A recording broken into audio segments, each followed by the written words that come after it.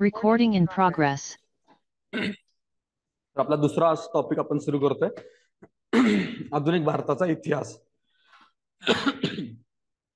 याच्यामध्ये आपण शिक्षण बघू सुरुवातीला, त्यानंतर वृत्तपत्रे बघणार आहोत.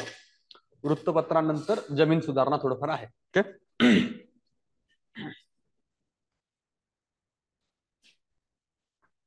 तर शिक्षणापासून आपण सुरुवात करू. तर मुळात आपल्याला काय बघायचं बघा शिक्षणामध्ये, ब्रिटिश काळापासून जी डेव्हलपमेंट आहे एज्युकेशन बद्दलची त्या गोष्टी आपण बघणार आहोत. त्याच्यामध्ये वेगवेगळे आयोग येतील जे आपण GS3 साठी सुद्धा बघतो. ओके, आणि GS2 साठी सुद्धा बघतो. आता पुन्हा तुमचं इथे रिव्हिजन होऊन जाईल. शिक्षण हा टॉपिक मला माझ्या माहितीनुसार ऑलमोस्ट 50 मार्काला आहे तुम्हाला, GS1, 2, 3 तिन्ही मिळून.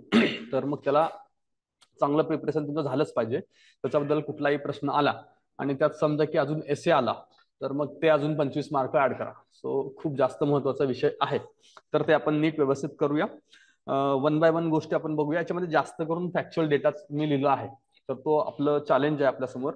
आणि ज्या ठिकाणी साईडला तुम्हाला काही गोष्टी दिसतील बघा, ते नंबरिंग सिस्टीम जे आपण डिस्कस केलं होतं त्याच्या रिलेटेड आहे. आणि त्याच्यावरती उद्या मला सकाळी थोडं लक्षात आणून द्या, आपण नंबरिंग सिस्टम थोडं डिटेलमध्ये डिस्कस करूया, जेणेकरून तुम्हाला ते लक्षात ठेवता येईल, तुम्हाला ते ट्रिक समजून जाईल. ओके, आता 1781 ला विद्या कसं लिहिलं तुमच्यातल्या मोस्ट ऑफ लोकांना ते माहिती असेल, नसेल तर ते आपण उद्या डिस्कस करूया. ठीक आहे, आता पहिला पॉइंट आपला आहे बघा, कलकत्ता मदरसा.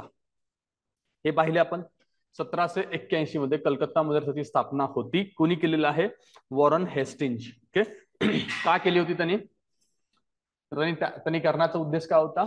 कंपनीच्या कामासाठी लागणारे ह्युमन रिसोर्स तयार करणं त्याचा मुख्य उद्देश होता. ओके, पुढे आहे आपला 1784. ओके, 1784 मध्ये बघा Bengal Asiatic Society. Okay, Bengal Asiatic Society कधी आहे? 84. कोणी कोणी पुढाकार घेतला होता? वॉरन हेस्टिंज, विल्यम जोन्स, आणि त्याच्यानंतर आहे थॉमस कोलब्रुक. ओके, आता विल्यम जोन्स कोण आहेत? पहिले अध्यक्ष, हे सुद्धा आपल्याला लक्षात असायला हवं. ओके, नावातूनच दिसतं आपल्याला एशियाटिक रिसर्च नावाची पत्रिका सुद्धा त्यांची असू शकते. हे गेस पण आपण करू शकतो, पण आता आपल्याला माहिती असायला पाहिजे त्यांची एशियाटिक रिसर्च नावाची एक पत्रिका सुद्धा ते पब्लिश करायचे. उलट सुद्धा येऊ शकतं, एशियाटिक रिसर्च नावाची पत्रिका कोण पब्लिश करत होतं?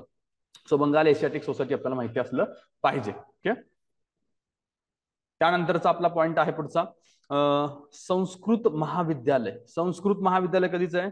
1791 ची तरी स्थापना आहे. ओके, कुठे आहे बघा ती? बनारस. आणि कोण आहेत? जोनाथन डंकन यांनी पुढाकार घेऊन ते स्थापन केली होती. आणि जोनाथन डंकन बनारसचे कोण होते?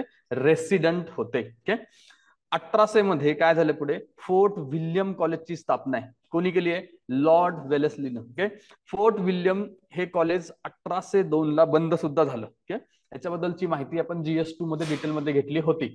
तुम्हाला आठवत नसेल तर तो चॅप्टर पुन्हा एकदा वाचून घ्या तुम्ही. सुरुवातीला त्याचा उद्देश होता की ट्रेनिंग देणं इथल्या लोकांना, पण त्याला बोर्ड ऑफ डायरेक्टरनं विरोध केला, त्याच्यामुळे त्याला ते बंद करावं लागलं. आणि त्याच्या ऐवजी कुठं इन्स्टिट्यूट सुरू झालं होतं? हेलनबरी, तिथं सुरू झालेलं होतं. ओके, आता यांचे प्रकाशनं कुठली आहेत बघा? होती हिंदुस्थानी शब्दकोश आणि हिंदुस्थान व्याकरण नावाचं यांचं प्रकाशन होतं. आता हे का लिहायचा उद्देश आहे? सरप्राइझिंग आहे ना, वाटू शकत नाही आपल्याला. नाव आहे फोर्ट विल्यम कॉलेज आणि हे हिंदुस्थानी शब्दकोश आणि व्याकरण का पब्लिश करतील असं वाटू शकतं. त्यामुळं अशा थोड्याशा ऑड गोष्टी लक्षात ठेवाव्या लागतात आपल्याला. पुढे आहे आपलं हिंदू महाविद्यालय. ओके, हिंदू महाविद्यालय कधीच आहे? 1817. ओके, आणि कोणी कोणी केले बघा त्याच्यामध्ये? डेव्हिड हेयर आहेत, राधाकांत देव आहेत आणि राजा राममोहन राय सुद्धा आहेत. ओके, 1855 मध्ये प्रेसिडेन्सी कॉलेज बनले होते तेच. ओके, प्रेसिडेन्सी कॉलेज लक्षात ठेवायचं आपल्याला. मोस्ट ऑफ लोकांना काय माहिती आहे? हिंदू महाविद्यालय माहितीये.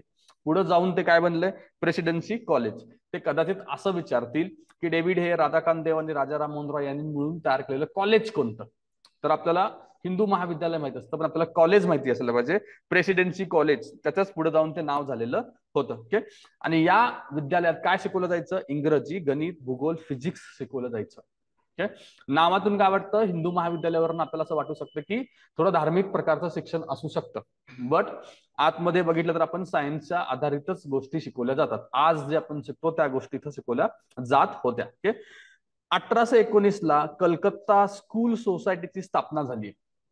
इंग्रजातून पाठ्यपुस्तकं तयार करणे आणि प्राथमिक शिक्षक तयार करणे हा त्याचा उद्देश होता. ओके, प्राथमिक शिक्षणावरती भर देण्यात. आता स्कूल म्हणल्यानंतर आपल्याला प्राथमिक शिक्षण क्लिक झालं पाहिजे. ओके, त्याच्यानंतर पुढे बघा 1822 ला कलकत्त्यात इंग्रजी शाळा सुरू झाली. कुणी केली आहे? राजा राममोहन राय यांनी. ओके, आणि 1825 ला वेदांत महाविद्यालयाची स्थापना आहे, ती सुद्धा कुणी केलेली आहे?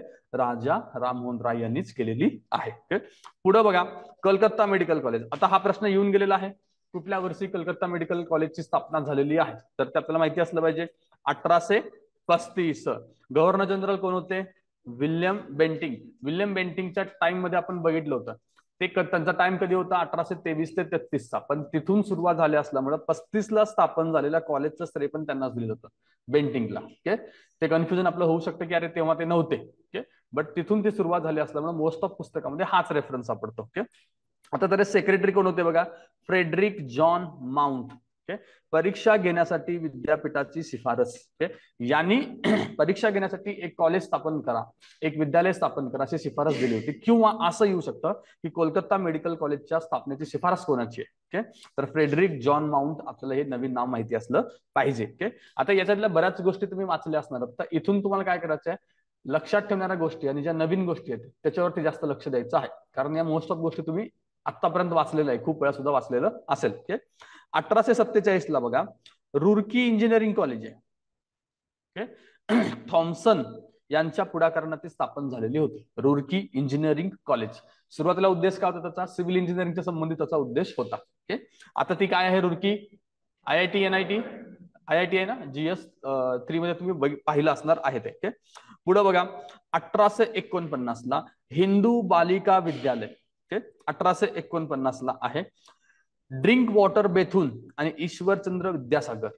ओके, ईश्वरचंद्र विद्यासागर वरती खूप वेळा प्रश्न येऊन गेलेला आहे. ओके, तर हिंदू बालिका विद्यालय आणि वरती हिंदू महाविद्यालय होतं, हे बालिका विद्यालय. हे दोन्ही नावं तुम्हाला लक्षात असली पाहिजेत. ओके, आता ड्रिंक वॉटर बेथून कोण होता? ड्रिंक वॉटर बेथून कोण होता? गव्हर्नर जनरलच्या काउन्सिल मधला लॉ मेंबर होता. ओके, त्याच्या डेथ नंतर डलहौसीने याचा ताबा घेतला होता, हिंदू बालिका विद्यालय. ओके, असा प्रश्न येऊ शकतो खालीलपैकी कोणत्या व्यक्ती हिंदू बालिका विद्यालयाशी संबंधित आहेत? तर त्या डलहौसी सुद्धा आला पाहिजे. आपल्याला वाटणार नाही की आम्ही डलहौसी वाचला नाही, बट त्याने नंतर तो घेतला असल्यामुळे त्याचाही संबंध येऊ शकतो. ओके, आता पुढे आपण जाऊया ओरिएंटलिस्ट आणि अँग्लिसिस्ट कडे. ओके, हा वाद काय होता तुम्हाला ओव्हरऑल माहिती आहे. ओके, सुरुवातीला चार्टर ऍक्ट होते आपले 13 आणि 33 चा, त्याच्यामध्ये शिक्षणाची तरतूद करण्यात आली होती. त्यासाठी सेपरेट फंड अलॉट केला होता आणि तिथूनच ते डिस्कशन सुरू झालं होतं की शिक्षण द्यायचं तर ते कसं द्यायचं. तर मग ते पाश्चिमात्य द्यायचं की पौरात्य शिक्षण द्यायचं, याच्यावरनं जो वाद झाला होता तो वाद म्हणजे ओरिएंटलिस्ट आणि अँग्लिसिस्ट. म्हणजे पौरात्य शिक्षण म्हणजे ओरिएंटलिस्ट, अँग्लिसिस्ट म्हणजे पाश्चिमात्य शिक्षण द्यायचं.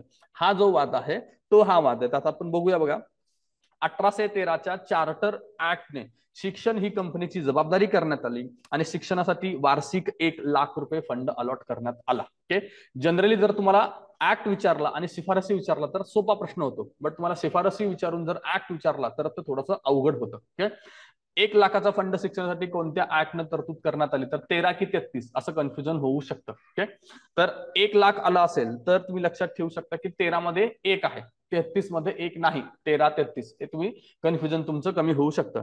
तर याच्यामध्ये बघा जवळपास 10 वर्षानंतर म्हणजे 1813 ला 10 वर्ष उलटल्यानंतर कमिटी ऑन पब्लिक इन्स्ट्रक्शनची स्थापना झाली होती. ओके, स्थापना, आणि त्यावेळेस गव्हर्नर कोण होता?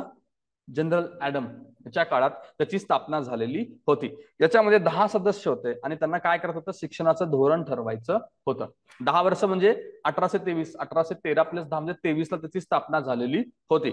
या कमिटीमध्ये शिक्षणाच्या भाषेवरून 2 ग्रुप पडले होते. आलं लक्षात? तुम्हाला प्रश्न असाही म्हणू शकतो अँग्लिसिस्ट आणि ओरिएंटलिस्ट हा वाद कोणत्या कमिटीपासून सुरुवात झाला? ओके, तर कमिटी आहे committee on the public instruction 1823, आणि कोणी अपॉइंटमेंट केली होती? गव्हर्नर ऍडम्स. ओके, ते आपल्याला लक्षात असलं पाहिजे. यालाच आपण लोकशिक्षण समिती सुद्धा म्हणतो बरं का. पब्लिक इन्स्ट्रक्शन लोक समिती एकच आहे, दोन्ही सुद्धा नावं तुम्हाला लक्षात असली पाहिजेत. आता त्याच्या पुढे बघा ओरिएंटलिस्ट आणि अँग्लिसिस्ट मधला नेमका वाद काय होता? ओरिएंटलिस्ट काय म्हणायचे? प्रादेशिक देशी भाषेतून शिक्षण द्या, पारंपरिक आणि पौरात्य ज्ञान द्या. म्हणजे 2 मुद्दे होते, कुठलं ज्ञान द्यायचं आणि कुठली भाषा वापरायची. ओके, तर त्याचप्रमाणे अँग्लिसिस्ट वाले काय म्हणायचे? इंग्रजी भाषेतून शिक्षण द्या, पाश्चात्य आणि आधुनिक शिक्षण द्या. ओके, आता ओरिएंटलिस्ट कोण होते बघा? Horace Wilson, H.T. Prinsep, William Jones. Okay, आता विल्यम जोन्स तर आपल्याला माहिती आहेत, कारण त्यांना इंडियन परंपरेवरती किंवा इंडियन मायथॉलॉजीवरती वगैरे खूप जास्त इंटरेस्ट होता. त्यांनी अनेक पुस्तकं इंग्लिशमध्ये ट्रान्सलेट केली असल्यामुळे तो व्यक्ती तरी ओरिएंटलिस्ट आहे इतकं आपल्याला पक्क माहिती आहे. तुम्हाला दोनच गोष्टी लक्षात ठेवायच्या, एक आहे आपला विल्सन आणि दुसरा आहे प्रिन्सेप. ओके, तर अँग्लिसिस्ट मध्ये कोण आहेत, आपल्याला राजाराम मुंद्रे पक्के माहिती असतात, ते अँग्लिसिस्ट होते. ओके, त्यानंतर अलेक्झांडर डफ, बिशप हेबर, चार्ल्स ट्रिव्हिलियन. एबीसी लक्षात ठेवा. ओके, अलेक्झांडर डफ आहेत, बिशप हेबर आहेत आणि चार्ल्स ट्रिव्हिलियन आहेत. ओके, तर हे नावं तुमची कन्फ्युजन नसली पाहिजेत. आता विजोड व्यक्ती ओळखा असा प्रश्न येऊन गेलेला आहे. ओके, एका साईडच्या व्यक्ती देतील 3-4, त्यात दुसऱ्या साईडचा एखाद्या व्यक्ती ऍड करू शकतात. ओके, हा प्रश्न बेंटिंगच्या काळात मॅकॉले कमिशनकडे गेला, तर हा वाद असंच चालू राहिला होता. तर कमिटीचा रिपोर्ट काय येत नव्हता किंवा फायनल डिसिजन होत नव्हतं, तर मग हा वाद कुणाकडे गेला, मॅकॉले कमिशनकडे. कधीच्या Macaulay commission, 1835. हे आपल्याला लक्षात असलं पाहिजे. यांनी सांगितलं इंग्रजी माध्यम आणि पाश्चिमात्य ज्ञान. असा जर प्रश्न आला की मॅकॉले कमिशन अँग्लिसिस्ट आहे की ओरिएंटलिस्ट आहे, काय उत्तर द्याल तुम्ही, अँग्लिसिस्ट आहे. ओके, त्याच्यानंतर आता आपण पुढे जाऊया. याने ओरिएंटलिस्टनी दुखावले आणि प्रचंड विरोध केला. ओरिएंटलिस्ट आता शेवटी त्याला सांगितले की तू जे सांगतील आम्ही ते फॉलो करून त्याने सांगितलं की अँग्लिसिस्ट मेथडनं आपण शिक्षण देऊया. त्यामुळे ओरिएंटलिस्ट दुखावले गेले होते. तर मग त्यांना शांत कसं केलं, 1839 मध्ये लॉर्ड ऑकलंडने शिक्षण फंड मधील 500 रुपये पर मंथ हे एशियाटिक सोसायटीला दिलं आणि ते म्हणले की ते तुमचं काम चालू दे आणि इकडे आमचं काम चालू दे. ओके, मग इथं लक्षात काय ठेवायचं आहे, 500 रुपयाची देणगी आणि गव्हर्नर जनरल कोण आहे, तो लॉर्ड ऑकलंड. या दोन गोष्टी आपल्याला माहिती असल्या पाहिजेत. ओके, आणि कोणाला दिली आहे, एशियाटिक सोसायटी, कारण तिथलेच मेंबर होते ना ओरिएंटलिस्टच्या अँगल असणारे. ओके, पुढे 1833चा चार्टर ऍक्ट आला आणि त्याच्यानुसार 10 लाखाचं फंड झालेलं आहे. सुरुवातीला 1 लाख होता आणि 1833ला तो किती झाले, 10 लाखाचा झालेला आहे. ओके, 1842 मध्ये बघा कमिटी ऑन पब्लिक इन्स्ट्रक्शन जी 23ला आपण स्थापन केली होती, त्याचं रूपांतरण झालं काउन्सिल ऑफ एज्युकेशन मध्ये. Okay, so council of education आपल्याला माहिती असलं पाहिजे. डायरेक्टली विचारलं तर काउन्सिल ऑफ एज्युकेशन कधीच आहे, तर 42 हे लक्षात आलं पाहिजे, 1842. ओके, तर पुढे बघा 1844 ची घोषणा. 44ला काय घोषणा केली, इंग्रजी शिक्षण घेतलेल्या भारतीयांची कंपनीत नियुक्ती केली जाणार. कुणाची घोषणा आहे, लॉर्ड हार्डिंग. मग इथं लक्षात ठेवण्यासारखं काय आहे, 44 आणि लॉर्ड हार्डिंग, या दोन गोष्टी लक्षात ठेवायच्या आपल्याला आहेत. ओके, पुढे बघा 1857. आता हे असं काय केलं असणार आहे, त्या काळी कंपनीची नोकरी करणं म्हणजे प्रेस्टिज होतं, म्हणजे खूप मोठी गोष्ट होती. ओके, तर त्यामुळे त्यांनी ते तुम्ही मुद्दामून शिक्षण घ्यावं का, काही लोक विरोध करायचे, आमचं पौरत्व ज्ञान असू दे, मग त्याला दुसऱ्या बाजूला घेण्यासाठी किंवा आपल्या बाजूला घेण्यासाठीची ही घोषणा होती लॉर्ड हार्डिंग यांची. 1857च्या पूर्वी बघा भारतात 27 कॉलेज होते, 27 कॉलेजेस होते. ओके, तर 27 आणि 57 मधला 7 तुम्हाला कॉमन आहे, तेवढं लक्षात राहू शकतं. ओके, तर याच्यामध्ये काही मेडिकल कॉलेज आहेत बघा महत्वाचे, ते आपण बघूया आणि त्याच्यातले त्याप्रमाणे इंजिनिअरिंग कॉलेज पण आपण बघूया. मेडिकल मध्ये लाहोर, मद्रास, मुंबई. ओके, आणि इंजिनिअरिंग मध्ये कलकत्ता आणि रुरकी. रुरकी तुम्हाला माहिती असणार आहे. ओके, रुरकीचा क पकडून कोलकाता जायचं, 2 कॉलेज होते तोपर्यंत इंजिनिअरिंगचे, एवढं आपल्याला माहिती असलं पाहिजे. अदरवाईज बाकीचे आर्ट्स आणि कॉमर्सचे असू शकतात. ओके, मेडिकल आणि इंजिनिअरिंगचे इथं 5 महत्वाचे कॉलेज आहेत, जास्त पण असू शकतात, बट हे तरी आपल्याला लक्षात ठेवायचं आहे, कोलकाता आणि रुरकी. ओके, त्याच्यानंतर हा आता खाली बघा इंजिनिअरिंग कॉलेज लक्षात ठेवण्यासाठी क्वेश्चन आणि आन्सर फॉर्मॅटमध्ये आपण लक्षात ठेवलंय.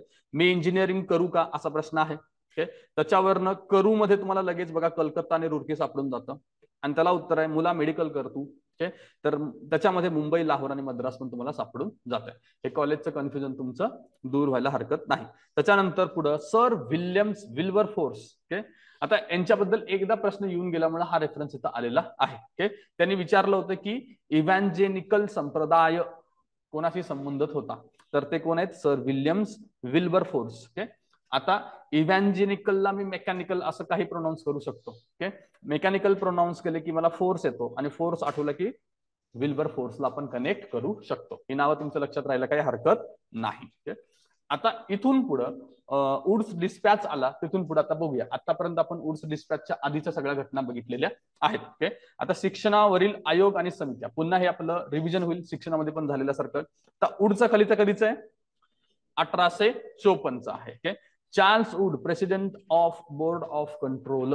ईस्ट इंडिया कंपनीच्या बोर्ड ऑफ कंट्रोलचा तो प्रेसिडेंट होता, चार्ल्स वूड. ओके. आणि खलिता गव्हर्नर जनरल डल हौसीला त्याने पाठवलेला होता की बाबा आता आपल्याला असं शिक्षण घ्यायचं आहे. ओके. तर एक तर खलिता कुणाच्या काळात होता हे आपल्याला माहिती पाहिजे. डल हौसी मोस्ट ऑफ लोकांना आपल्याला माहिती असतं. ओके. आणि चार्ल्स वूड कोण होता तर president of board of control. Okay. तर बोर्ड ऑफ कंट्रोल लक्षात ठेवायचं. ओके. आणि वूडचा खलिताला इंग्लिशमध्ये काय म्हणतो आपण वुड्स डिस्पॅच. कधी कधी आयोग डिस्पॅच असं मराठीत पण लिहून देतो. ओके. तेही आपल्याला माहिती असलं पाहिजे. ओके. शिफारशी बघा, पाश्चात्य शिक्षणाचा प्रसार करणे हे वुड्सच्या डिस्पॅचचा मुख्य हेतू होता. त्यातले पॉइंट्स बघा काय काय आहेत. कंपनीच्या 5ही प्रांतात लोकशिक्षण विभाग स्थापन केले जातील. म्हणजे वुडच्या डिस्पॅचच्या वेळेस किती विभाग होते? 5 विभाग होते. ठीक आहे. इंग्लंडच्या धर्तीवरती अध्यापक प्रशिक्षण संस्था स्थापन करणे, व्यावसायिक शिक्षण आणि तांत्रिक शिक्षण, स्त्री शिक्षण, खाजगी सहभाग व ग्रांट देणे. खाजगी लोकांचा पण सहभाग असला पाहिजे हे तेव्हापासून चाललेलं आहे. आणि भाषाबद्दल सगळ्यात महत्वाचं पॉईंट त्यातलं आहे भाषा. ते सांगतात की प्राथमिक शिक्षण देशी भाषेतून द्या, माध्यमिक शिक्षण अँग्लो व्हर्नाक्युलर मधून द्या आणि उच्च शिक्षण मात्र इंग्लिश मधूनच द्यायचं आहे. ओके. इंग्लंडच्या धर्तीवरती कोलकाता, मुंबई व चेन्नईमध्ये विद्यापीठांची स्थापना करायची आहे.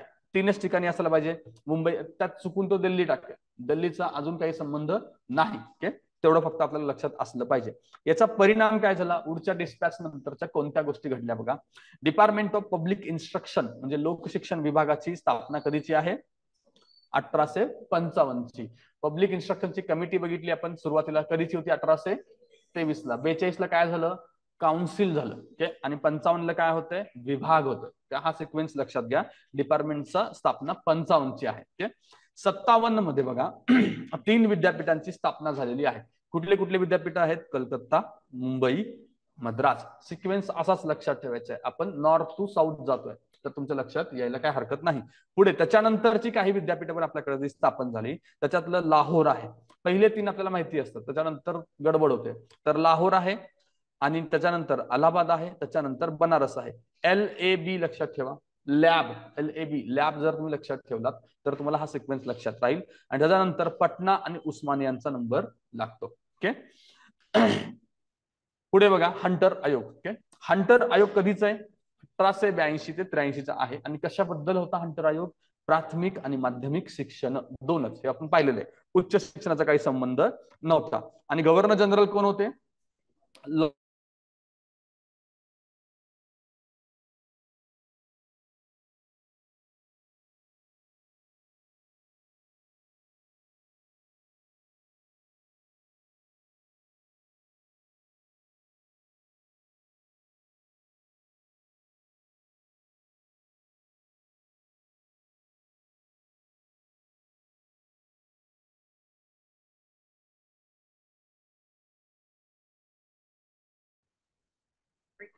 Recording in progress.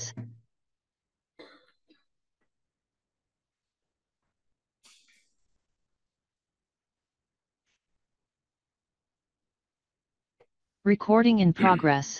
ओके. तर प्राथमिक आणि माध्यमिक मला डिफरन्स फक्त लक्षात ठेवा. व्यावसायिक शिक्षण ऑफकोर्स माध्यमिकला असलं पाहिजे. ओके. याच्यात गडबड स्क्रीन शेअर नाही झाली का? एकच. Recording in progress. ओके. तर माध्यमिक आणि उच्च शिक्षणापासून सरकारने स्वतःला वेगळे करून खाजगी क्षेत्रास प्रोत्साहित करावे. ओके. माध्यमिक आणि उच्च शिक्षणापासून ते सांगतात की सरकारनं दूर राहावं आणि प्राथमिक मध्ये सरकारनं इंटरेस्ट घ्यावा आणि सरकारचं ते काम असावं. तेही त्यांनी काय सांगितलंय? जिल्हा आणि नगर मंडळांचं सांगितलेलं आहे. आणि स्त्री शिक्षणावरती भर असावा. कुठलाही आयोग असला तरी व्यावसायिक शिक्षण, स्त्री शिक्षणचे मुद्दे उचलणारच आहे किंवा अध्यापक प्रशिक्षण सुद्धा मुद्दा असणार आहे. ओके. पुढे सिमला संमेलन झालंय. कधीचं आहे सिमला संमेलन? सप्टेंबर 1901 आहे. ओके. हे लक्षात ठेवा. कोण आहे गव्हर्नर? Lord Curzon. ओके. भारतातील उच्च शिक्षण व विद्यापीठ संबंधित अधिकाऱ्यांचे ते संमेलन होते. ओके. थॉमस रॅले आयोग या संमेलनातून पुढे काय आलेलं आहे? थॉमस रॅले आयोग कधीचा आहे तो? 1902 चा आहे. विद्यापीठाच्या स्थितींचा आढावा त्यांना घ्यायचा होता. ओके. त्यानंतर भारतीय विद्यापीठ कायदा आहे 1904 चा. तिन्ही इव्हेंट्स कर्जनच्या काळातले आहेत. ओके. विद्यापीठांवरती सरकारचे नियंत्रण प्रस्थापित करणे किंवा केले गेले होते. विद्यापीठ सिनेटची सदस्य संख्या 50 ते 100 ठेवली. सरकार नामनिर्देशित सदस्यांची संख्या 2/3 हून अधिक होती. आता त्यात लक्षात ठेवण्याचा मुद्दा किती सदस्य होते हे नाही, 2/3 हून अधिक होते, म्हणजे सरकारची मेजॉरिटी ठेवण्याचा प्रयत्न केला होता, इतकं फक्त आपल्याला माहिती असलं पाहिजे. पुढे निर्वाचित बघा, कलकत्ता, मुंबई आणि मद्रास आणि बॉम्बे विद्यापीठातील 20, तर इतर ठिकाणाहून 15 सदस्य तिथे निर्वाचित सदस्य होते. म्हणजे तुम्ही एवढं सांगू शकता की सिनेटमध्ये दोन्ही प्रकारचे नामनिर्देशित आणि निर्वाचित. सिनेटने संमत केलेले ठराव नाकारण्याचा अधिकार सरकारला देण्यात आलेला होता. विद्यापीठाचे क्षेत्र ठरवण्याचा अधिकार व्हाईसरॉयला देण्यात आलेला होता. त्याच्या पुढे 1910 मार्चला याच्यावरती प्रश्न येऊन गेले 21ला. गोपाळ कृष्ण गोखलेंनी 1910 मार्च मध्ये इम्पेरियल लेजिस्लेटिव्ह असेंब्लीमध्ये प्राथमिक शिक्षणाचा ठराव मांडला होता. प्रश्नामध्ये त्यांनी मला वाटतं की वर्ष विचारलं होतं किंवा स्टेटमेंटमध्ये त्यांनी वर्ष वेगळं दिलं होतं, 10च्या ऐवजी 11चं काहीतरी टाकलेलं होतं. तर मार्च 1910 आपल्याला माहिती असलं पाहिजे. इम्पेरियल लेजिस्लेटिव्ह असेंब्लीमध्ये प्राथमिक शिक्षणाचा ठराव. त्यांनी शिफारसी काय दिल्या होत्या बघा, मोफत व सक्तीचे शिक्षण द्या. लेजिस्लेटिव्ह असेंब्लीमध्ये सर्वप्रथम हा मुद्दा कोणी उचलला होता, तर यांनी उचलला होता. आणि तसं पाहायला गेलं तर कोणी उचलला होता, अदरवाईज महात्मा फुलेंनी पण बघितले. दुसरा मुद्दा, खर्चाचा विचार करता फक्त मुलांनाच सक्तीचे शिक्षण द्यावे, हा पॉइंट आहे, त्याला तुम्ही स्टार करून ठेवणार आहात. आपल्याला वाटतं की गोखले असं कसं बोलू शकतात, बट त्यांनी इकॉनॉमिकली विचार करून तसं पहिल्यांदा शिफारस केलेली होती. आता मुलींना शिकण्यासाठी लोक तयार पण नसतील तर आपण मुलांना आधी शिक्षण देऊया, मोफत शिक्षण द्यावं सुरुवातीस, म्हणून हा शब्द ठेवलाय सुरुवातीस. त्याच्यानंतर सक्तीच्या शिक्षणाची योजना राबवण्याचे पूर्ण अधिकार प्रांतिक सरकारांनाच द्यावेत. डिसेंट्रलायझेशनचा मुद्दा आहे. परत पुढे बघा, जो अतिरिक्त पैसा लागणार आहे त्यासाठी तो कसा काढायचा, तर इतर खात्याचा खर्च कमी करा, इम्पोर्ट ड्युटी वरून 7.5% करावी, इम्पोर्ट ड्युटी वाढवा आणि ते 7.5 करा. ज्यूट व इतर वस्तूंचा एक्सपोर्ट वरती 5% अधिकचा कर लावा, मिठावरील करात 8 वाढ करावी. तर करावरती वाढ करावी अशी शिफारस पण आपल्याला योग्य वाटत नाही, पण त्यांनी सांगितलं त्यातल्या त्यात मिठावरती पण लावा असं ते सांगतात. हे मुद्दे लक्षात ठेवण्यासारखे आहेत. 100 वर्षानंतर म्हणजे 1910ला 100 वर्षानंतर 2010 मध्ये आरटीए ऍक्ट, आपला आरटीई ऍक्ट मंजूर झाला. मनमोहन सिंगांनी तेव्हा गोखल्यांचा उल्लेख करून गौरव केलेला होता. पुढचा आपला मुद्दा आहे शिक्षणावरील सरकारचा ठराव. कधीचा आहे तो, 1913चा. गोखल्यांचा 1910चा आणि हे 1913चा सरकारचा ठराव आहे. सरकारने सक्तीचे व मोफत शिक्षणाचा सिद्धांत मान्य केला नाही. पण त्यांचा ठराव कसा होता, निरक्षरता हटवली पाहिजे, मागास वर्गातील व गरिबांना निःशुल्क प्राथमिक शिक्षण द्यावे, यासाठी प्रांतिक सरकारांना प्रोत्साहन देणे, माध्यमिक शिक्षणासाठी खाजगी प्रयत्नांना प्रोत्साहन द्यावे, प्रत्येक प्रांतात एक विश्वविद्यालय असावे. प्रत्येक प्रांतात एक विश्वविद्यालय असं ही एक चांगली गोष्ट त्यातली होती. त्याच्यानंतर आहे सॅडलर आयोग. याला आपण विद्यापीठ आयोग सुद्धा म्हणतो आणि कधीचा आहे, 1917चा. याच्यामध्ये बघा, कलकत्ता विद्यापीठाच्या समस्यांचा अभ्यास करून अहवाल देणे, फक्त कलकत्ता विद्यापीठाशी संबंधित हा सॅडलर आयोग होता. सॅडलर कोण होते, लीड्स विद्यापीठाचे कुलगुरू होते. त्याच्याऐवजी मग तो केम्ब्रिज टाकेल किंवा बाकीचे काही पण नावं टाकू शकतो, तर लीड्स विद्यापीठाचे ते कुलगुरू होते. आयोगावरील भारतीय कोण कोण आहेत बघा, आशुतोष मुखर्जी आणि जियाउद्दीन अहमद. याच्यावरती 14-15च्या टाइम मध्ये प्रश्न एकदा येऊन गेलेला आहे. कार्यक्षेत्र बघा, प्राथमिक शिक्षण ते विद्यापीठ शिक्षण, पूर्ण शिक्षणाचं त्यांचं कार्यक्षेत्र होतं, पण फक्त कोलकाता विद्यापीठ होतं. शिफारसी, शालेय शिक्षण 12 वर्षाचं ठेवा, विद्यापीठात येण्याआधी उत्तर माध्यमिक विद्यालय म्हणजे इंटरमिडिएट कॉलेज मधून शिक्षण द्यावे, यावर नियंत्रण ठेवण्यासाठी सेकंडरी एज्युकेशन बोर्ड स्थापावे, अशी शिफारस पण त्यांनी केलेली होती. पुढे आहे बॅचलर्स एज्युकेशन 3 वर्षाचे असतात. जनरली आपल्याकडे सायन्स बॅकग्राऊंडला 4 आहे, अदरवाईज 3 आहे, तेवढं आपल्याला लक्षात येऊ शकतं. कलकत्ता विद्यापीठाचा ताण कमी करण्यासाठी ढाका येथे एक विद्यापीठ स्थापन करावे. अध्यापक प्रशिक्षणासाठी कलकत्ता आणि ढाका या दोन्ही ठिकाणी विद्यापीठात स्वतंत्र विभाग असावेत, स्त्री शिक्षणावरती भर असावा, अप्लाइड सायन्स आणि टेक शिक्षणावरती अधिक भर द्यावा. पुढचा आपला मुद्दा आहे 1919च्या मॉन्टफोर्ड सुधारणांचा. ओके, केंद्राने शिक्षणातून लक्ष काढून घेतले आणि अनुदानही बंद केले. ओके, मग त्याला सुधारणा कशा म्हणायच्या, तर आहेत त्या सुधारणा. ओके, त्याच्या खाली आहे शिक्षण प्रांतिक सरकारची जबाबदारी बनली व शिक्षण विभाग निर्वाचित सदस्यांकडे सोपवण्यात आला. इथं फक्त कन्फ्युजन एवढं होऊ शकतं की 1919 आहे का 1909 आहे. मोर्ले मिंटो आणि मॉन्फोर्ड मध्ये आपली गडबड होऊ शकते, बाकी काही नाही. ओके, पुढे आहेत आपले हार्टोक समिती. फिलिप हार्टोक समिती 1929 ची ती समिती आहे. ओके, याच्यामध्ये बघा शिक्षणास राष्ट्रीय महत्व द्यावे, शिक्षणास राष्ट्रीय महत्व द्यावे. सर्वप्रथम आतापर्यंत हे पहिल्यांदा आले, तर आपल्याला हार्टोक समितीचं ते लक्षात असलं पाहिजे. पण शिक्षण सक्तीचे करणे व घाईचे करण्याच्या धोरणावर त्यांनी टीका केली आणि दर्जास महत्व दिला. ओके, शिक्षण दर्जेदार असावे.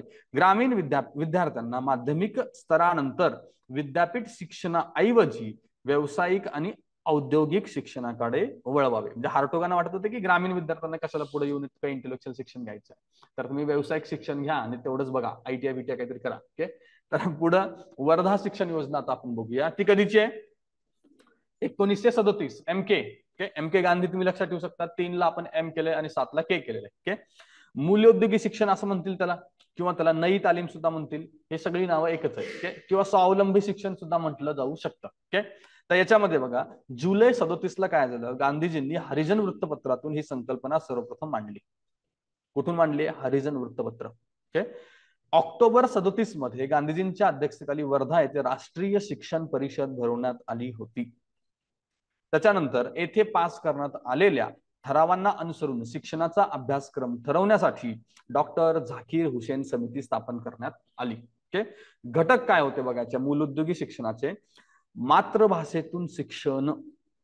असं इथं काहीच म्हणलं नाही की प्राथमिक का माध्यमिक, सगळं शिक्षण मातृभाषेतून असावं. ओके, पुढे आहे 7 ते 14 मोफत व सक्तीचं शिक्षण. आता यात तो गडबड करणार नाही कधी, पण थोडं आपल्याला लक्ष पाहिजे. आता काय आपलं 6 ते 14 आहे, तर ते 7 ते 14 आहे फक्त. ओके, शिक्षण बघा, हस्त व्यवसाय शिक्षण, नैतिक शिक्षण, स्वावलंबी शिक्षण. हे तिन्ही गांधीजींचे आवडते आहेत. स्वतः चरखा चालवतात, तर मग हस्त शिक्षण आलंच पाहिजे. नैतिक आणि स्वावलंबी तर असायलाच पाहिजे. ओके, आणि शेती आणि चांभार काम मात्र याच्यामध्ये समाविष्ट केलेलं नाही, कळतात. Recording in progress. तर शेती आणि चांभार कामला मी नाही का म्हणलंय, कारण एकदा असा प्रश्न येऊन गेला होता, त्याच्यामध्ये शेती चांभार काम होतं, त्याच्यामुळे आपण इलिमिनेट केलेलं आहे. ओके, शेती आणि चांभार काम असणं शक्यच नाही ना, तुम्ही तेवढं शिकू शकत नाही. शेतीबद्दल तुम्हाला ऍग्रिकल्चर युनिव्हर्सिटी लागते खूप मोठी, तुम्ही स्कूलमध्ये कसं शिकवणार तिथे. ओके, त्यामुळे तो मुद्दा नसायला पाहिजे. त्याच्यानंतर पुढे बघा 1938 मध्ये INC म्हणजे इंडियन नॅशनल काँग्रेस आहे. इंडियन नॅशनल काँग्रेसने मूलोद्योगी शिक्षणास मान्यता दिली. यानुसार काही प्रांतात ही योजना प्रायोगिक तत्वावरती सुरू झाली होती. ओके, गांधीजींच्या या शिक्षणास कधी मान्यता मिळाली, 38 ला, म्हणजे पुढच्या वर्षी मिळालेली आहे. 38 मध्ये दुसरी गोष्ट काय बघा, शिक्षण प्रशिक्षणासाठी मूलोद्योगी प्रशिक्षण शाळेची स्थापना झाली होती. कुठे होणं अपेक्षित आहे, वर्धा. ओके, वर्धाला झालेली होती. अबाउट वूड समिती, आपल्याला व्यावसायिक शिक्षण तिसरा टॉपिक आहे ना आपला, की चौथा आहे HRD मधला व्यावसायिक शिक्षण. ओके, त्याच्यामध्ये तुमच्या कामाचं आहे. ओके, 1937 हे वर्ष लक्षात ठेवायचं, खूप वेळा येऊन विचारलेला आहे. पॉलिटिकल एज्युकेशन वरती फोकस आहे. यांच्या शिफारसीनुसारच AICT ची स्थापना करण्यात आलेली होती. ओके, पुढे आहेत आपले सार्जंट आयोग. सार्जंट आयोग आहे आपला 1944 चा.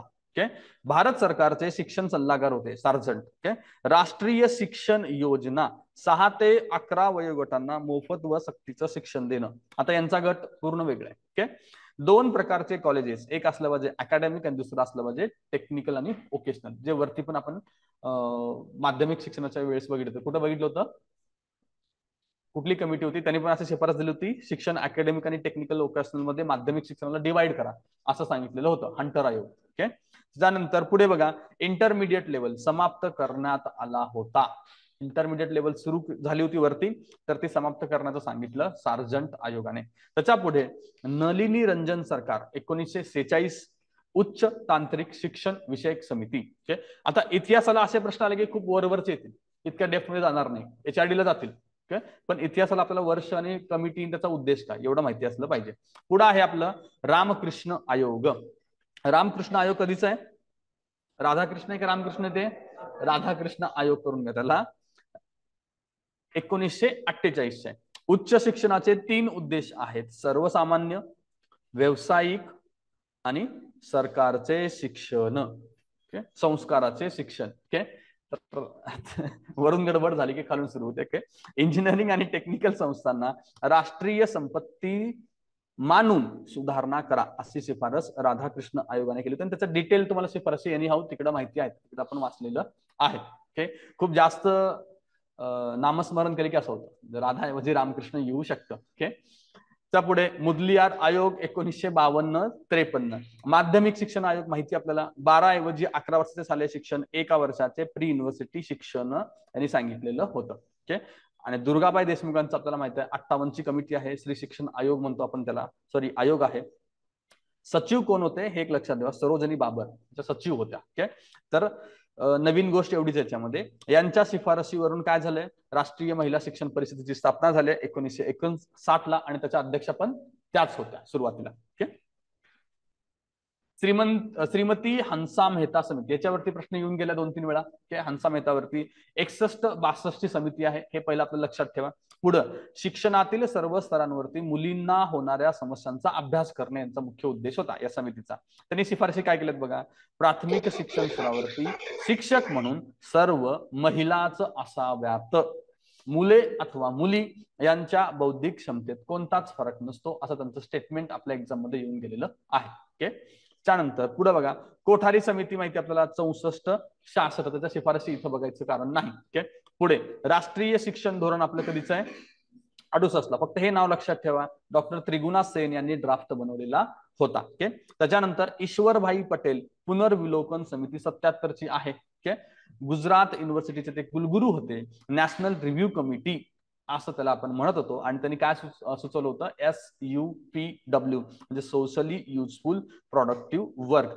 कधीचे, 77चे. पुनर्विलोकन नावातच 7-2 वेळा पुनर्विलोकन झालेलं आहे, असं तुम्ही 77 लक्षात ठेवू शकता. त्याच्या पुढे मालकम अधिसेसय्या समिती एक आहे, ज्याच्यावरती 1-2दा प्रश्न येऊन गेलेला आहे, ते लक्षात ठेवा. ती सुद्धा 77चीच आहे. उच्च माध्यमिक स्तरावरील व्यावसायिक शिक्षणातील समस्यांचा अभ्यास करणे त्याचा मुख्य उद्देश होता. ओके, राष्ट्रीय शिक्षण धोरण आपल्याला माहिती आहे 1986 आहे. ओके, इथपर्यंत सगळे आयोग आणि समित्या इतिहासाच्या अँगलनं आपलं बघून झालेलं आहे. आता महाराष्ट्रातील आधुनिक शिक्षणाकडे आपण येऊया. ओके, महाराष्ट्रातील आधुनिक शिक्षणाबद्दल सुरुवातीला आपण मिशनरींपासून सुरुवात करूया. मिशनरींचं बघा, 1813च्या चार्टर ऍक्टने यांना भारतात येण्यास परवानगी दिली. कधीच आहे, 13च आहे. ओके, आणि 1 लाखाचा फंड सुद्धा 13चा आहे. दोन्ही पॅरलली तुम्ही लक्षात ठेवू शकता. मग कुठल्या मिशनरी आल्या बघा, अमेरिकन मिशनरी. महाराष्ट्रात सर्वप्रथम येणाऱ्या मिशनरी कुठल्या, तर त्या अमेरिकन मिशनरी आहेत. ओके, 1813 मध्ये त्यांनी मुंबईत पहिली इंग्रजी शाळा सुरू केली. 1813ला, ज्या वर्षीचं चार्टर ऍक्ट आहे त्याच वर्षी. ओके, आणि 1824ला भायखळाला त्यांनी पहिली मुलींची शाळा स्थापन केली. ही पहिली देशातली आहे का, नाही, पहिली कुठं आहे, कोलकात्यामधल्या मुलींची शाळा. ओके, तर ही मुंबई प्रांतातली आहे. मुंबई प्रांतातली पहिली शाळा 1824ला, आणि कुठे आहे, भायखळा. ओके, तर 24 कसं लक्षात ठेवचाल, मुंबई ही 24 तास चालू असणारी नगरी आहे. त्यामुळे तुम्हाला 1824 लक्षात असायला पाहिजे. 1831ला पुढे अहमदनगरमध्ये मुलींची शाळा स्थापन झाली.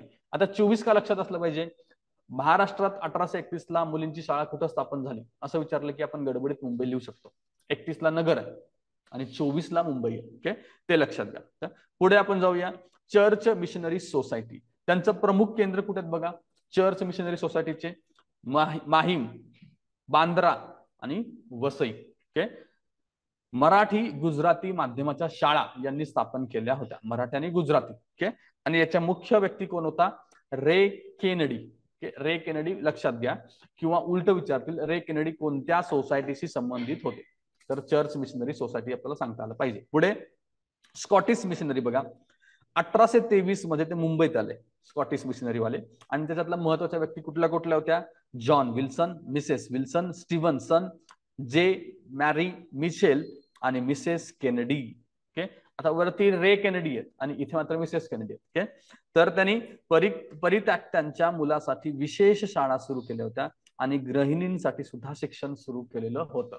ओके, तर स्कॉटिश मिशनरीची ही सगळी नावं आपल्याला माहिती असली पाहिजेत. असं उलट सुद्धा येऊ शकतं, विजोड जोडी ओळखा म्हणतील, एका मिशनरीच्या या सदस्यांची नावं देतील आणि दुसऱ्या एका मिशनरीचं नाव त्यात ऍड होऊ शकतं. ओके, पुढे बघा, एल्फिन्स्टनचं शिक्षणाचं कार्य. बॉम्बे एज्युकेशन सोसायटीची स्थापना कधीची आहे? 1816 आणि अध्यक्ष स्वतः एल्फिन्स्टन होते. ओके, कंपनीतर्फे शाळा सुरू करणे त्याचा उद्देश होता आणि शिक्षणाचा प्रसार करण्याचा दुसरा उद्देश होता. या सोसायटी तर्फेच 1824 ला एल्फिन्स्टन हायस्कूल मुंबई येथे स्थापन झालं. त्याचंच रूपांतरण 10 वर्षांनी 34 मध्ये एल्फिन्स्टन कॉलेजमध्ये झालेलं आहे. 24 आणि 34 आणि वरती सोसायटी आहे 16ची. ओके, त्याच्यानंतर पुढे बघा, society for the promotion of the education of poor नावाची एक संस्था किंवा सोसायटी होती, जी 1820 ला स्थापन झाली होती आणि त्याचा उद्देश होता गरीब युरोपियनच्या मुलांच्या शिक्षणासाठी शिक्षण देणं हा त्याचा मुख्य उद्देश होता. त्याच्यानंतर 1820 मध्येच अजून एक सोसायटी होती बघा, ते Bombay native and school book society. शिक्षणासाठी निधी जमा करणे, भारतीय भाषेत ग्रंथ निर्मिती करणे आणि शाळा चालवणे याचा उद्देश होता. ओके, त्याच्या पुढे 1821 मध्ये संस्कृत महाविद्यालयाची स्थापना आहे पुण्यात. ओके, आणि फक्त ब्राह्मण मुलांना शिक्षण दिलं जात होतं. ओके, म्हणजे ब्राह्मण आणि त्यात फक्त मुलं हे आपल्याला लक्षात ठेवायचं आहे. त्याच 1851 मध्ये पुणा महाविद्यालयात कन्व्हर्जन झालेलं आहे. पुणा महाविद्यालय 1851. 1861 ला त्याचे दोन भाग झालेत. एक आहे आपलं डेक्कन कॉलेज आणि दुसरं आहे व्हर्नॅक्युलर कॉलेज. डेक्कन कॉलेज कशासाठी होतं? इंग्रजीसाठी, आणि व्हर्नॅक्युलर मराठीसाठी होतं. ओके, आणि व्हर्नॅक्युलर कॉलेज नंतर ऑलमोस्ट बंद पडलं आणि त्याचंच रूपांतरण 65 मध्ये ट्रेनिंग कॉलेज फॉर मेन असं झालेलं आहे. ओके, 1823 मध्ये एल्फिन्स्टनची शिक्षणाविषयक योजना होती. एक त्याने खूप मोठ्या प्रमाणात डिटेल्ड योजना तयार केली होती, ती 1823 ची आहे, ती एक लक्षात घ्या. पुढे बघा, बॉम्बे नेटिव्ह एज्युकेशन सोसायटी कोणी स्थापन केलेली आहे? जगन्नाथ शंकर सेठ. ओके, आणि यांच्याबरोबर सहकारी कोण होते? सहकारी आहेत बाळासाहेब जांभेकर आणि सदाशिवराव क्षत्रे. एल्फिन्स्टनचं सहकार्य या सोसायटीला होतं. 1822 ही सोसायटी आहे आणि कुठे स्थापित आहे? मुंबईमध्ये स्थापित आहे. 1822 ला तुम्ही नानामध्ये कन्वर्ट करू शकता ना, 2-2 ला पण नाना असं बनवू शकतो आणि तुमच्या लक्षात राहील ते. पुढे बघा, बोर्ड ऑफ एज्युकेशन शिक्षण मंडळ. कधीचं शिक्षण मंडळ? 1840 आहे आणि त्याचंच रूपांतर 55 मध्ये कुठे झाले? डिपार्टमेंट ऑफ एज्युकेशन मध्ये झालेलं आहे.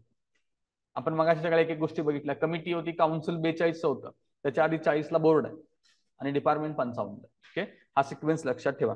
बॉम्बे नेटिव्ह एज्युकेशन सोसायटीचे कार्य आणि सरकारी शाळांचे कार्य एकत्रित करून बोर्ड ऑफ एज्युकेशनची स्थापना करण्यात आली. आणि याचं काम काय होतं? अभ्यासक्रम ठरवा, शाळांना मान्यता द्या आणि शाळेची तपासणी करणं. हे बोर्ड ऑफ एज्युकेशनचं काम 1840. फक्त आपल्याला इतकं लक्षात ठेवायचं आहे. त्याचं नंतर रूपांतर आहे डिपार्टमेंट ऑफ एज्युकेशन मध्ये. 1852 मध्ये मोहम्मद मकबा जे बोर्ड ऑफ एज्युकेशनचे सभासद होते, त्यांच्या निवृत्तीनंतर सभासद झाले डॉक्टर भाऊदाजी लाड. या ठिकाणी ते निवडून आले होते. यामुळं लोकशाही मूल्ये रुजू होत आहे, त्याचं हे उदाहरण आहे, असं एकदा आपल्याला एक्झाम मध्ये येऊन गेलेलं आहे. हे दोन्ही स्टेटमेंट होते आणि दोन्ही बरोबर असून खालील स्टेटमेंट वरील स्टेटमेंटचं एक्सप्लेनेशन आहे, इतकं आपल्याला लिहायचं होतं, बाकी काही नाही त्याच्यामध्ये. भाऊदाजी लाड लक्षात ठेवा. 1852 मध्ये ते त्या बोर्ड ऑफ एज्युकेशनचे सभासद झाले होते, इतकं आपल्याला माहिती असतं, कारण भाऊदाजी लाड आपल्याला समाज सुधारकांमध्ये पण येतात. पुढे, ऐतदेशीय स्त्री शाळांची दुसरी वार्षिक परीक्षा. एक परीक्षा झाली होती, कधी झाली होती ती? 53 ला आणि पुण्यात. हाही प्रश्न येऊन गेलेला आहे, त्यांनी ठिकाण विचारलं होतं, आपल्याला पुणे माहिती असणं गरजेचं होतं इथं फक्त. ओके, ऐतदेशीय स्त्री शाळांची दुसरी वार्षिक परीक्षा. पहिली मी शोधली, मला कुठं सापडलेली नाही, तर त्यामुळे दुसरीच आपण फक्त लिहिलेलं आहे. ओके, उपस्थिती बघा, त्या परीक्षेसाठी उपस्थिती कुणाची होती? अप्पासाहेब ढमढरे, आबासाहेब मुजुमदार, ब्रिगेडियर ड्रायडेल आणि कॉकबर्न त्याच्यात नव्हते, त्याला आपल्याला एलिमिनेट करायचं होतं, फक्त इतकं लक्षात घ्यायचं आहे. ओके, पुढे चला. मुंबई विद्यापीठ. मुंबई विद्यापीठ स्थापनेची शिफारस कुणाची आहे? Sir John Colvin. ओके, यांचं नाव लक्षात ठेवायला पाहिजे आपल्याला. पुढे 57 मध्ये 18 जुलै 1857 मध्ये त्याची स्थापना आहे. ओके. आणि त्याचं 96 मध्ये आपण मुंबई असं नाव केलंय. 1996 मध्ये लक्षात राहील. सरकार कोणाचं आहे? ओके, युती सरकार होतं, तर तुम्हाला ते माहिती असेल. मुंबईचा गव्हर्नर हा मुंबई विद्यापीठाचा कुलपती असायचा. आता कोण असतात? आताचे गव्हर्नर असतात. ओके, कुलपती. व्हीसी असतात, तो एक वेगळा व्यक्ती असतो. ओके, व्हाईस चान्सलर आपण त्याला म्हणतो. डॉक्टर जॉन विल्सन विद्यापीठ सिनेटचे सभासद होते. मुंबईत इंग्रजी शिक्षणाचा त्यांनी पाया घालणारे ते व्यक्ती आहेत. आणि स्कॉटिश मिशनरीशी त्यांचा संबंध होता. डॉक्टर जॉन विल्सन, वरती आपण त्यांचं नाव पाहिलं का जॉन विल्सनचं? स्कॉटिश मध्ये ते. 1948 चा ऍक्ट होईपर्यंत माध्यमिक शाळात 10वी परीक्षा मुंबई विद्यापीठात घेत होते. 48 चा ऍक्ट होईपर्यंत 10वी परीक्षा मुंबई विद्यापीठ घेत होतं. एवढा एक फॅक्ट आपल्याला फक्त लक्षात ठेवायचा आहे. 1859 मध्ये पहिली मॅट्रिक्युलेशनची परीक्षा झाली होती. कधी झाली? महाराष्ट्रात पहिली 10वी नंतरची परीक्षा 59 ला आहे, इतकं माहिती पाहिजे. 132 पैकी 22 लोक पास झाले होते. आणि त्याच्यामध्ये बाबा गोखले, व्यंकटराव रामचंद्र, विष्णू बाळकृष्ण सोहाने. हे का लक्षात ठेवायचं? अशी काहीतरी एक परीक्षा झाली होती बाबा 1859 ला, एवढं माहिती पाहिजे. आणि 22 लोक पास झालेत, तर मग त्यांच्याकडे जी लिस्ट असणार आहे कुठल्याही पुस्तकामध्ये, ते 22 लोकांच्या पास होणाऱ्यांचीच असणार आहे. तर मग त्यांनी काही नावं टाकलं, तर आपण सगळ्यांना होच म्हणणार आहोत. ओके, पुढे. मुंबई विद्यापीठाचे पहिले 4 पदवीधर कोण आहेत हे लक्षात ठेवा.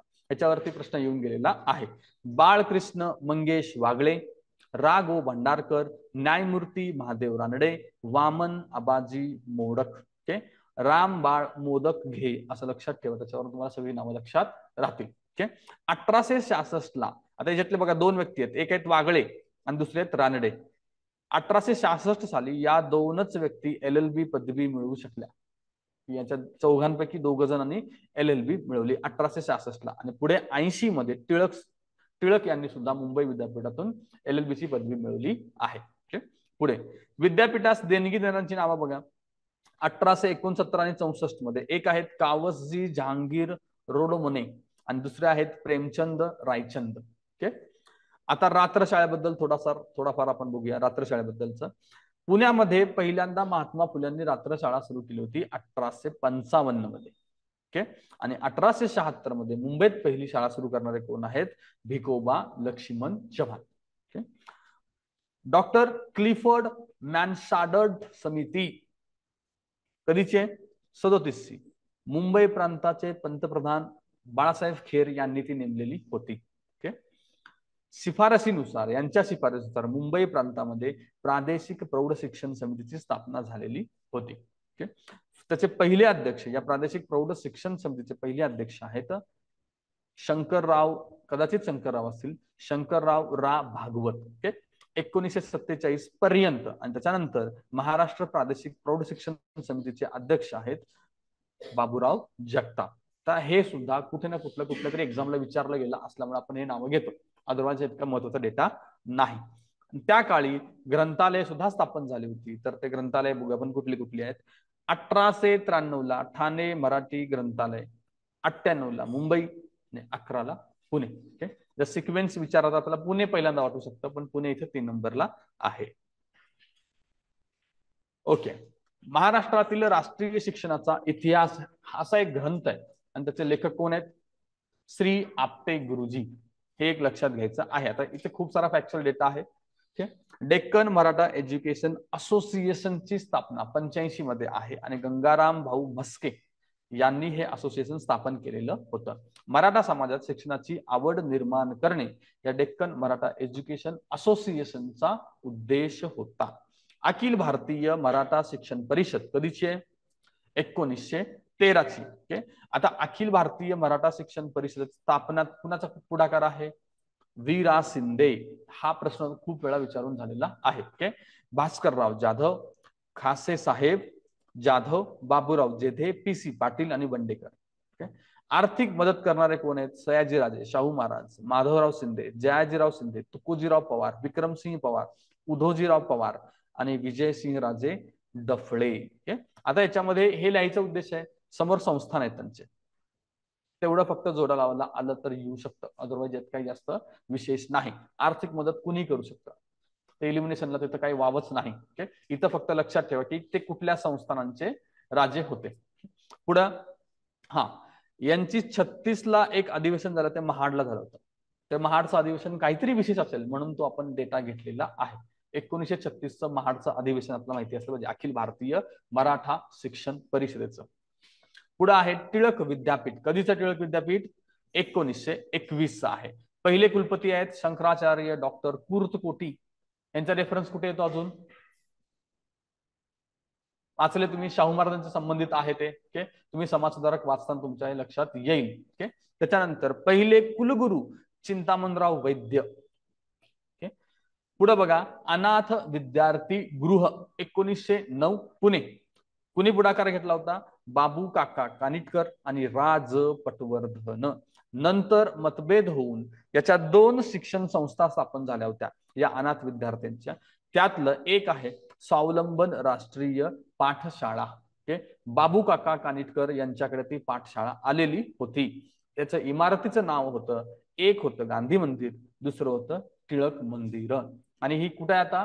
चिंचवड मध्ये आहे. शिक्षण किंवा तिथं शिक्षक कोण कोण होते बघा? तात्या देशपांडे, बाबा लिमहे, नाना फणसळकर, शंकरराव देव आणि विनायकराव भुसकुटे. तर ही आपल्या महाराष्ट्रातली एक फेमस शाळा असल्यामुळे आपल्याला माहिती असणं गरजेचं आहे.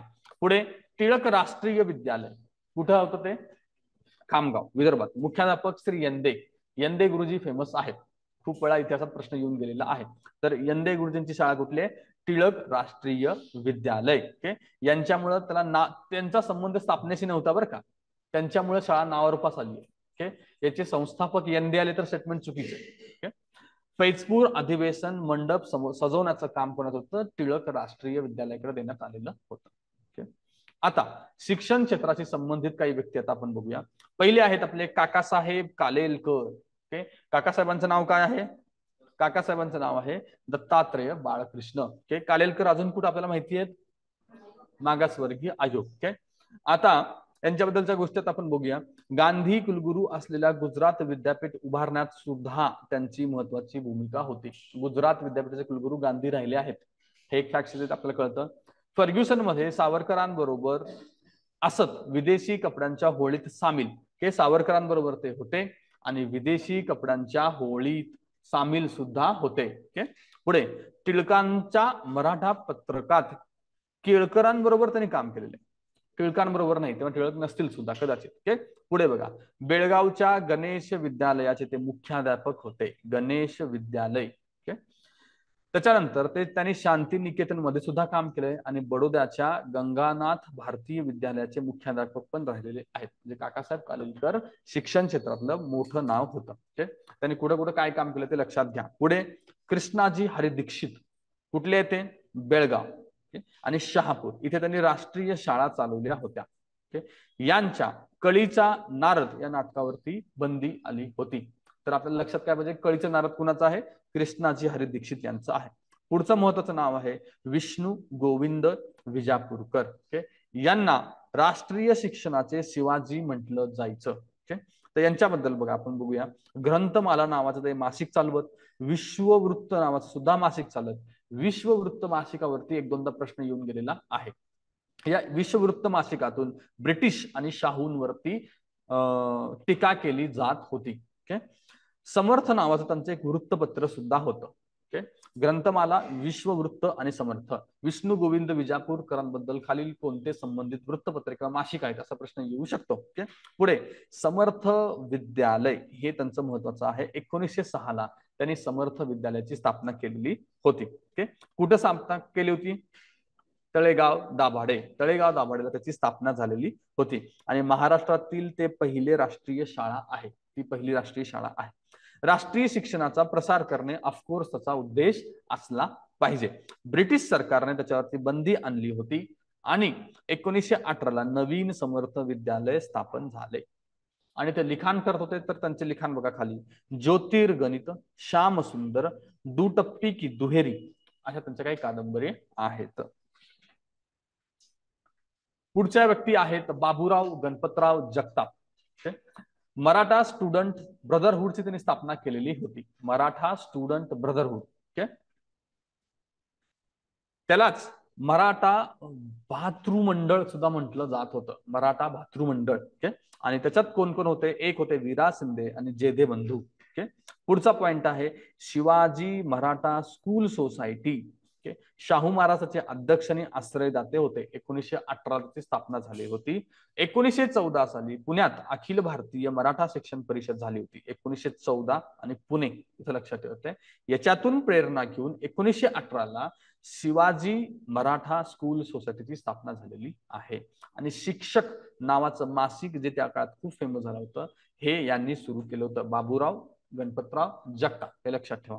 पुढे महाराष्ट्र प्रौढ शिक्षण समितीचे सुद्धा ते अध्यक्ष राहिलेले आहेत. ओके, पुढे बघूया. पुढचा आपला पॉइंट आहे जाती निर्मूलन संस्था. ओके, 1952 मध्ये जाती निर्मूलन संस्थेची स्थापना झाली. कोण आहेत? के.व्ही. गोडबोले. हे कोण होते? फलटणचे दिवाण राहिलेले होते. बाबूराव जगताप काही काळ याचे अध्यक्ष सुद्धा राहिले आहेत. वरचे आपले बाबूराव जगताप जे आहेत ते याचे सुद्धा काही काळ अध्यक्ष राहिले होते. पुढे बघा, the student history of education in India या जे.पी. नाईकांच्या पुस्तकाचं भाषांतरण सुद्धा बाबूराव जगतापांनी केलेलं आहे. तर अशा प्रकारे इतिहासाचा अँगल जो आपल्याला हिस्ट्री लागेल तो इथे कव्हर झाला.